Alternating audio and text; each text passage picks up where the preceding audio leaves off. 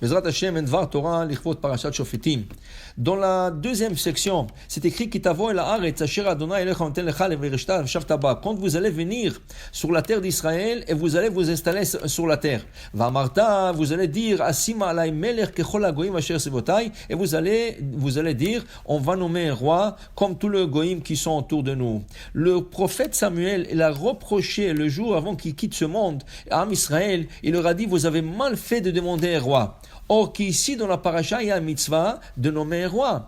Alors pourquoi il nous a reproché? Disent les Chachamim parce que la Torah précise en disant Kechol hagoyim asher sivotai. Vous avez voulu un roi comme tout le goyim. Il y a une mitzvah de nommer un roi, mais la mitzvah de nommer un roi c'est parce qu'Hachem nous a donné cette mitzvah et pas parce que le goyim ils ont eu cette mitzvah. Vous allez voir que le roi Shaoul, le premier roi d'Israël, il va être nommé contre le Pélishtim, ils vont nommer le roi. Alors pourquoi on a entendu que le Plishtim nomme un roi pour que nous on nomme un roi? On avait cette mitzvah bien avant, il fallait nommer le roi bien avant. Et c'est ça que la Torah prédit. Que chol hagoyim asher sivotai. Vous allez faire comme les goyim. Eux ils ont nommé un roi et vous allez nommer un roi. Ça c'est une faute, mais c'était mitzvah quand même de nommer un roi qui va dans le loi et prescription de la Torah de cette semaine que le roi d'Israël doit respecter. Alors 3 prescriptions pour le roi. C'est écrit Lo yarbel osusim, il ne peut pas avoir trop de chevaux. Velo yashiv et ha'am mitzrayma, parce que trop de chevaux, il va faire une collection de chevaux et les meilleurs chevaux se trouvent en Égypte et il va faire retourner le peuple en Égypte. Or la Torah nous a interdit de retourner dans ce chemin, d'aller s'installer en Égypte. Deuxième chose, il dit ici que aussi il ne faut pas qu'il ait trop d'argent. Il a besoin de l'argent que pour lui, pour vivre, pour faire vivre tout son entourage, mais pas ramasser de l'argent rien que pour avoir des réserves d'argent. Il ne peut pas avoir trop de femmes. Selon la Torah, un roi a droit de 18 femmes. Alors maintenant, c'est écrit ici que le roi Salomon, le roi le plus chacham d'Am Israël, quand il était roi, il a malheureusement transgressé ces 3 prescriptions.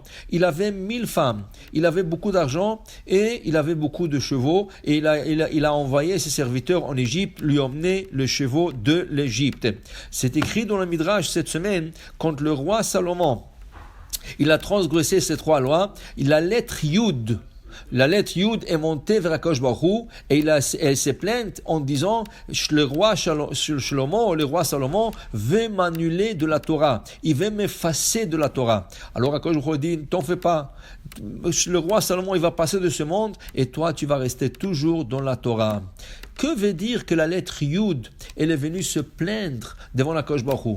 Est-ce que c'est à cause que les 3 prescriptions de la Torah ou les 3 interdictions du roi commencent par la lettre Yud? Lo yarbe, lo yarbe lo nashim, lo yarbe lo susim, vechese vezav, lo yarbe lo meod. Le mot yarbe qui se répète 3 fois commence par la lettre Yud. Alors pourquoi c'est la Yud? Pourquoi c'est pas Lamed? Lo, ken? Alors en vérité, le Chachamim nous explique la chose suivante, que le roi Salomon doit sa vie à la lettre Yud. Comment? Vous savez que le roi Salomon c'est le fils David. Le roi David, à son époque, les gens n'étaient pas sûrs s'il est vraiment juif ou pas. Parce que le roi David, sa grand-mère, c'était Ruth à Moavia. Or que la Torah dit, Lo yavo Amoni ou Moavi bekal Hashem. Un Moavi et un Amoni n'ont pas le droit de se convertir et rejoindre le Kaal d'Hashem. Alors, comment est David devenu kasher pour l'Am Israël? Parce que c'est écrit Amoni Moavi. Yud, il rend le Ammon et Moab aux formes masculines. Si ça aurait été le Yavo Moab et la Torah aurait écrit le Yavo Ammon, là les hommes et les femmes seraient inclus. Mais comme la Torah écrit Ammoni Moavi, alors on parlait que des hommes, mais les femmes de Ammon et les femmes de Moab sont cachées à de se convertir et venir nous joindre le peuple d'Israël. Ça veut dire c'est grâce à la petite Yud, la petite lettre, quand on a ajouté au mot Ammon et Moab, que David Amelech était permis. Si David est permis, le roi Salomon est permis. Et là on comprend, c'est la lettre Yud qui est venue se plaindre à Hachem. Moi, je lui donnais la permission de devenir juif complètement, et la conversion de sa arrière-grand-mère, Ruth Amavia, est valable, et lui, maintenant, il peut être le roi d'Israël, car dans le 7, paracha dont on parle du roi, il est écrit clairement Lo tuchal latet alecha ish nochri. Un goy ne peut pas être le roi d'Israël. Alors c'est la Yud qui a cachérisé le roi Salomon et c'est elle qui est venue se plaindre. Pourquoi il voulait m'arracher de la Torah? Pourquoi il a transgressé les 3 interdictions? Lo yarbe lo nashim, lo yarbe lo susim, vekesef vezav lo yarbe lo mood. Alors Hachem lui dit, t'en fais pas. Tu vas être toujours la Torah et c'est le roi Salomon qui va passer et toi tu seras toujours existé.